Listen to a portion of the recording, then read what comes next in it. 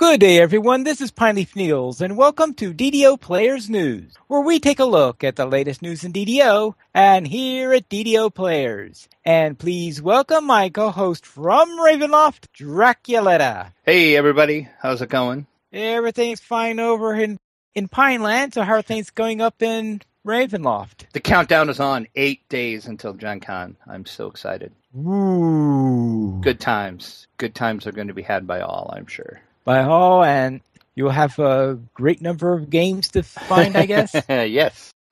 And lots of posts coming in tweets, too. So be ready. You have been warned. All right, then. Let's look at the news for this week, and we'll begin with Lamania Raid Preview last weekend. And what is a Raid Preview? The raid actually was open on Lamania to be ran over the weekend. This, of course, is the new raid that is coming in Update 27. And from the looks of the Lamania forum, it's getting kind of mixed reviews. Some people are saying it was way too easy, even on Epic Elite. They were saying they didn't have any problems at all, but then you had other people that were saying, it was kind of hard. So it's kind of one of those, how do you please everybody kind of deals. But they did say they were going to take a look at it, and they were going to look at all the feedback they received, and they'll probably have another preview of it on the Mania. I hope the people that are telling them whether they thought it was easy or hard were saying what kind of class. Well, actually, if you're in a raid, you probably have a balance makeup for the raid, I would hope. I would hope so, yeah. I didn't actually look to see, but I'm assuming most people were giving some pretty detailed, decent feedback, because usually in the Lamania forums, you do get some really good feedback, so we'll see what happens with that. Like I said, they did say they were going to look at all that and maybe tweak it and do some changes, so we'll see what happens. Still no ETA on the update hitting live, so we might get another update on the Mania. Who knows? Very well. And it looks like Lisa is doing a Kanix Challenge tutorial. And why is this game news instead of site news? Well, because it's technically not part of our site. So it's game news because it's teaching you how to do the challenges. Oh, okay. I guess you've got a point there. Yeah, because usually I think of it as game news if it's from Turbine. From Turbine, right? Yeah, I wasn't quite sure where to put it, so I thought, we'll just call it game news because it's basically technically it should probably be in like the community section if we had one, right? But we probably will talk about it when the Chronicle comes out next week, since there wasn't a Chronicle this week. So just think of it as part of the Chronicle discussion. We'll put it that way. But yes, Lessa, everybody knows her from the Damsels of DDO and DDO Cocktail Hour. She basically has been doing a lot of challenges. Well, she's always done challenges. Yes. But here lately, she's been running a lot of them because she's trying to indoctrinate us. Yes, she is. She's trying to get everybody to run challenges. So she decided she was going to do some little tutorials on the challenges to teach people how she does them and maybe give some tips and tricks. So the first video that she has done is up now on her YouTube channel, and she is doing the Cobalt Island shortcut mission, and she basically tells you how she does it and the tricks she uses, and it makes, if you watch the video, it seems like it's really, really easy. So I think I'm gonna go in game and try exactly what she did and to see if it's as easy as she makes it look. But it's a really great video. I hope everybody goes and watches it, and I look forward to the other one. She did say, I know she is going to hopefully do one for every challenge. So more videos should be coming soon from Melissa. All right. And the only other bit of game news that we have is the store sale. And is there anything interesting for sale this week? There is some good stuff this week. 30% off character slot, questing tools, healing items, and SP potions. Oh, weren't character slots even more on sale the week before that? They I think they were part of the summer sale. Yeah, they were part of the summer sales. Yeah. Yeah, so I just bought some before that. Yeah, I think I bought an extra one too. Speaking of summer sales, through the 23rd, you can get 35% off character inventory space, 75% off the Half-Blood Champion bundle, which if you do not know, that includes the Half-Orc and the Half-Elf both. So you can pick up both of those for 75% off. Or you can get 50% off all iconic heroes and the long-lasting stat buff potions. The free sample of the week through the 23rd is the Lesser Guild Renown Elixir. You get one elixir for the coupon code LGRN3. LGRN3. One code per account. All right, then. Then let's head into our site news, and we'll begin with our screenshot of the week. And this week, it looks like we have it's either a moonrise or a moonset. I forgot which direction is east and west in this place. We basically are getting mooned this week. Just put it that way. We're getting mooned, yes. Yeah, it's the moon over Stormreach. And this was during one of the quests, but I can't remember which one. The one where you blow up the ships. I can't remember which one it was that we were running. And I just thought that would be a pretty cool screenshot, seeing the moon coming up just over the tips of the buildings in Stormreach. If you have a screenshot that you are particularly proud of, please send those to podcast@ddoplayers.com, and we might use your screenshot on our site for the screenshot of the week. All right, then let's head on to our poll for the week. And the question this time is, we had one about our favorite class, and now we get one for our favorite race. And I can guess what yours is. I bet you probably can. And I was excited because it was actually winning for a while. But it looks like the humans beat it out. Yes, human was the number one choice. We had 59 total voters this week. 20% chose human. My pick, of course, is the Drow Elf at 14%. And like I said, mine almost caught up with yours. For the longest time, Drow Elf was winning. Halfling is at 12%. Warforged 12%. The Half Elf is at 10%. Dwarf 8%. Elf at 8% as well. 5% of the voters said, I really don't have a favorite. 3% likes the Half-Orc. 3% also likes the Blade Forge. 2% likes the Sun Elf. Shader Kai got 2%, and the Purple Dragon Knight, nobody likes them. Poor Dragon Knights. Well, considering, if I remember correctly, I played 10 minutes with one and decided, what? Yeah, I think you did. You didn't, you were a little confused about the Dragon Knight, but then just like the screenshot, if you have any ideas for any polls, you can send those to podcast@ddoplayers.com as well. I do have a couple polls lined up, and then I'm basically out of poll questions. It's really hard to come up with poll questions every week. I didn't think it would be until I started doing them. All right, then we have a couple of people who gave their opinions with a note, such as from Maximus Flame, half-elf, for no other reason than I've always rolled a half-elf. I like both human and elvish races, so there you go. Well, see, it's the best of both worlds for you then. Baypass says, the only reason elf is my favorite race to play is because all of the decks Scimitar Tempest build. I'm currently on leveling pattern 12 Ranger, 2 Fighter, 6 Favorite Soul, lots of bonuses to the Scimitars while TWF. 2-weapon fighting, I presume that means? Yep, I was going to say it. I'm assuming TWF is 2-weapon fighting. So let's then go to our news beyond DDO, and of course, it should be no shock to anyone that our first entry is the latest episode in Titan's Grave. Yes. And what are the 100 gold and a party goers winning this time? I see you watched the episode. Yeah. Yep, we are at Chapter 6. And it's really sad, as I said in the post I did about this, to know that the show is almost over.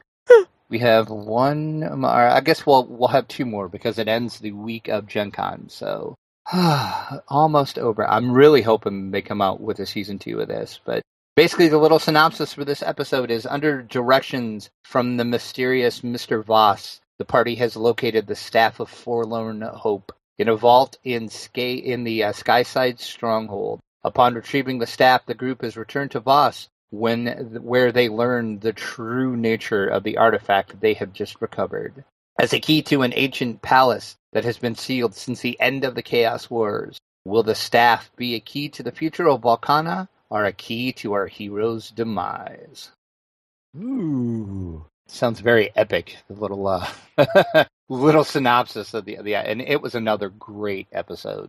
As I think I said a couple weeks ago, the show Titan's Grave just keeps getting better and better every episode, and it is truly really, really sad to know that we only have another episode left. But hopefully we'll get a season 2 of it. Right. So let's hope that there is. I'm sure if it's popular enough, they will be able to arrange it. So then let's head into Gen Con 2015, Rage of Demons storyline and other Wizards of the Coast offerings. And what's this thing all about? Wizards of the Coast finally kind of laid out some of their plans for Gen Con. They've been pretty quiet on what they were doing at Gen Con. I mean, everybody knew they were going to be there, of course. And they finally laid out all what's going on. And the biggest news is that attendees of the annual gaming convention in Indianapolis will be the first to get to dive into the mayhem and the madness of the Underdark by playing through the first of the many adventures that are going to get the story rolling for the Rage of Demons storyline. The Adventures League season is going to start in your game stores in September, but you're going to be able to get a sneak peek at Gen Con. All of the Adventure League games are going to be the Rage of Demons storyline that plays at Gen Con, and they have, let's see, 1, 2, 3, 4, 5. They have 5 different ones: Harried in Hillspar, Shackles of Blood, The Occupation of Sithis Macron, It's All in the Blood, and Blood Above, Blood Below are the ones that you can choose from. If there is any tickets left, I know they were selling fast. I did manage to get tickets for the Harried in Hillspar, so that's the one that I'm going to be running through at Gen Con. I'm going to keep looking to see if any more tickets open up. I kind of wanted to check out some of the other ones as well, so hopefully I'll be able to do that. But that is not all that Wizards is going to have at Gen Con. Ooh. Mike Merles and Jeremy Crawford, the two minds behind the D&D 5th edition, are going to be on hand to answer your questions. They are calling this the Ask the Sage. That is, the article that they have up on DndWizards.com. They do an article where they ask the Sage, and you're going to be able to ask them live during the conference. Thursday through Saturday, July 30th through August 1st, from 3 p.m. to 4 p.m. They're going to be at the Wizards of the Coast booth. They are going to have a little section set off just for Mike and Jeremy. You can just go up and talk to them and ask them questions. All right. So, and anything else? I will definitely be talking to them, and hopefully I can snag one or both of them away for an interview. So stay tuned for that. And then, of course, other Gen Con news. The Emmy Awards are coming up, and Wizards of the Coast is up for several categories this year. So we will find out the winners of those as the winners are announced July 31st in the Union Station Grand Hall for the Emmy Awards ceremonies. And as we said, we will be covering those live as they go on. So stay tuned to our Twitter. That will be the easiest way to find out, because I'm going to be live tweeting the winners as they are announced. And then I'll come back to my hotel room and do a little article for the site. Lots of work coming up, but it should be fun. It should be fun. You're going to be real tired right after that. Yes, I am. So then let's head back from Wizards of the Coast, back to Fantasy Age, where the Fantasy Age basic rulebook PDF pre-orders are now available. Yes, over on the Green Ronin web store, the hardback has been available for pre-order as well, but now you can also add on the PDF if you would like to get a PDF, and if you do that at the same time, pre-order the hardback version of the basic rulebook for Fantasy Age, you can pick up the PDF for only $5 more. $5 in a party? $5 in a party, that's right. If you order the PDF separately, like if you're just going to buy the PDF and not the hardback, The PDF is going to be $15.99. And, of course, the price on the hardback, $29.95. Sorry. Okay, $29.95. Yep. Yes, so the hardback is going to be $29.95. And then when you order that for $5 more, you can tack on the PDF if you would like a PDF copy as well. And, of course, this is going to release at Gen Con. So if you are attending the convention, you can stop by Green Donut's booth and pick it up in person as well. And I'm assuming, I don't know if you can like order and buy the PDF at Gen Con for $5, but maybe they'll give you a coupon or something if you, I don't know how that's going to work, but at least the hardback you can pick up at Gen Con in 8 days, as a matter of fact. Ooh. And do you plan to get it, or do you have other plans for your money? Nope. That is one thing I'm going to buy for sure. Okay, then let's head into the first edition Monster Manual comes to D&D Classics. And nobody is shocked at this because we said it was going to happen because it happened with the 3.5 edition books as well. The Monster Manual is now available. I'd hate to say this, but that dragon, which looked so scary on the original cover, looks rather farcical on this one. Thank you. I'm glad I'm not the only one. I'm like, seriously? This really? Really? He looks so cute. You just want to pet him on the head. Yeah, like, oh, you're a cute dragon. Yeah, like he's going to scare anyone. Yeah. Cute, whimsical dragons aside, you can now download the first edition AD&D Monster Manual, as Pineleaf said, over at D&D Classics. We did predict this, so I'm pretty much going to say Dungeon Master Guide should be next week as well, because that's usually, it seems like everything is spacing out a week at a time. And the PDF is going to set you back $9.99, so it's a pretty decent price for the PDF. For a piece of history. And a little cute dragon on the front cover. Cute dragon on the front. And we'll go from cute dragons to cute birthday cakes. Hey, this is an awesome birthday cake. Well, it's going to be hard at some places to cut all the way through it. Well, yeah, I guess. Well, maybe it's not for eating. Maybe it's just for show. But if you're wondering what in the world are they talking about, you can head over to DDOplayers.com and check out the picture of this that I put up. It will also be in the video. If you're watching the YouTube version of this, you will see it as we're talking about it. But I saw this over on the D&D subreddit over on Reddit. And I just thought, this is pretty amazing. I'm going to have to post about this. Pretty much everybody knows at this point that Vin Diesel is a pretty much big fan of Dungeons & Dragons, and he's a pretty big geek, actually.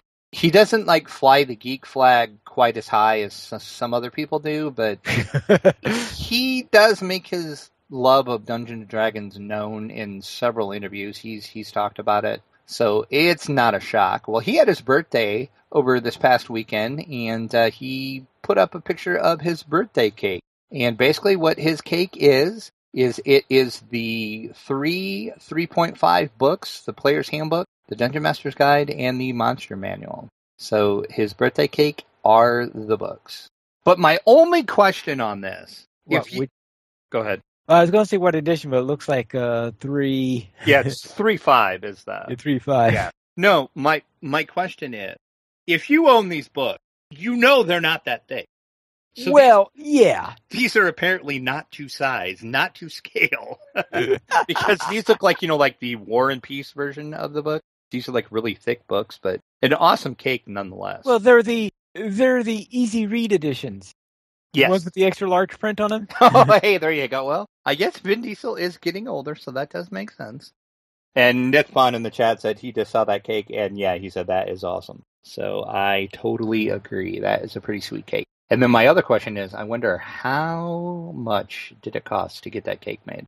Interesting question. Because I know a lot of those cake bakeries that will do specialty cakes like this, some of them are outrageous. So I would love to know what this cost cake to make. Yes. Well, we're talking about a celebrity here who could probably afford an expensive cake. Well, you don't think he bought his own birthday cake, do you? That would just be sad, Pineleaf. Well, there is that. Then we will proceed from there to our week in DDO. And did you do anything interesting this week? I had a semi-busy week in A game. semi-busy week. This week didn't do quite as much as you again, but I did do a lot of stuff. I went in the 12 and I ran the quest Mired in Kobold, and I did that on my level 14 at the time Rogue. And that was a pretty fun little quest. And then I got to the end and I was like, holy crap, that's a dragon. Yeah, got to fight a dragon. Ooh. And then I got to fight a dragon for the optional that was about, say, 9 levels higher than me. That doesn't sound like fun. I survived, but barely. It was, yeah, it was not pretty, but yeah, and that's a big freaking dragon, and that optional dragon is huge. But fun quest nonetheless. Not one of those tiny cute dragons. Right, correct. No, not the cute dragon as seen on the PDF of the Monster Manual in any shape or form. He wants to eat your head. And then, well, that's not nice. From the 12, I noticed most of the quests in there were either higher level for me, or they all said they were challenging and required a full party, yada, yada, yada. So I'm like, oh, I'll come back to the 12. So I hopped in and I did the full run of the Harbinger of Madness quest, and those are for free agent rep. And I did the Missing, the Sinister Storage, Fear Factory, and In the Flesh. And I must say, the In the Flesh, that is the capstone quest of the bunch. You have to do the other ones to get flagged for In the Flesh. And I really enjoyed that end fight with the Mind Flayer. Once I figured out what the mechanics of the fight were, it was a very, very fun fight. But okay, it took me about 2 or 3 minutes to where I finally listened to what the DM was saying, and I got enough hints, and I'm like, oh, that's what I'm supposed to do. So, so once I figured that out, it was a pretty interesting fight, and I like how, well, I guess I can say spoiler alert for any newer players. I'm sure most of the veteran players that listen to us have ran this quest before, but in case there is any new players, I will give a little spoiler warning here. You realize that I haven't done that quest before. Yeah, okay, yeah, I won't say anything at all then. I'll wait. But you'll say it to. We should be getting to it soon, right? Yeah, we can actually. These are level 15 quests, but I ran them at 14 and I didn't have any problems. So we could probably run them now with our. But you said this is for free agents? Yes. While we're trying to look for quests from Arganesson. Yeah, that's true. We are working on the Agents of Arganescence. But anyway, I really enjoyed that Mind Flayer fight once I figured the mechanics out. So it was a little, and I like that whole quest line actually, especially the Missing. If you read not just in the Missing, in all of them, if you read the chronicle pages that are spread throughout the quest, if you actually read the text to those, it's some pretty great writing and just fun quest all around. So then I decided, okay, I'm going to go check out the Orchard of the Macabre. I've heard everybody talking about it, and I'm like, okay, let's go out there and check it out. So right now, I'm just doing the Explorers, the Rares, and the Slayers, because all the quests I was finding out there said that they were challenging, or they were an extreme challenge, and required a balanced party. Hirelings may not be sufficient. Suffice. La la la la la. Yada, yada, yada. So I don't know if I could actually, if that's the, because I know sometimes it says that, and that's not really the case. I know a couple quests I think they say that sometimes because they're not sure whether or not the hirelings are going to pay attention to you. This is true, and Saba Jade's in the chat room, and she says, "Nah, you can do it." So, well, yeah, this is coming from Saba. Well, and then she added an evil grin to that. So take that first. So anyway, I'm running around out there, and I basically found a couple rares and a couple explorers, and I did the first tier of Slayer, and that pushed me to level 15. So I dinged level 15 when I was out there on my pure rogue. So My little rogue is growing up. Your little rogue is growing up. Okay. And then the only other thing I did was my level 7 warlock did something with you, and we'll let you talk about that since we did that together. Very well, then. Then let's head on to what I did. And first off, we'll go to my other warlock, the one that is doing the video series, where I ran the starting parts of the Sharn Syndicate, Stand Your Ground, Dirty Laundry, Storm Reaper Fresco. Now, with the Storm Reaper Fresco, since I'm a Phaelok, I have sonic damage, so therefore had a lot easier time with those crystals than my wizard did. So I decided to go in without a hireling, but I did decide to summon my Mephit. And I was in there with this Mephit, and it took me about 2 minutes maybe to destroy both crystals. So we had about 3 waves of dogs. And now I had this Mephit following me, and I can't get rid of it because the dogs were no longer coming. And since the dogs were no longer coming, my Mephit's not getting killed. My Mephit is just like tearing the dogs apart when they do come. So therefore, as a result, I had to wait because I was not going to go out into the other room. Oh, yeah, because it would have killed the guards. Yeah, it would have killed the guards. Yeah, exactly.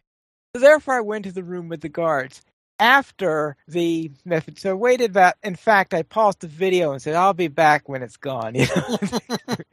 So I came back out and I finally left the area. And I thought that maybe as a change in strategy, I will try to sneak past the guards instead of running towards the switches, that I'll sneak towards the switches. How'd that work out for you? Not in the least. It was probably the closest. I think I managed to aggro every single guard in the place, even before I got to the first switch. I think that's the worst I've ever done, except for the time when my hirelings decided to start accidentally activating them and eventually killed one. So that was a little bit of a problem, but I did eventually manage to finish it. Now, on my warlock on Caneth, my main warlock, we together ran the Temple of Elemental Evil, Part 1. And if I only remember 2 places where there was any sort of trouble, the first of these was with the infamous Gatling.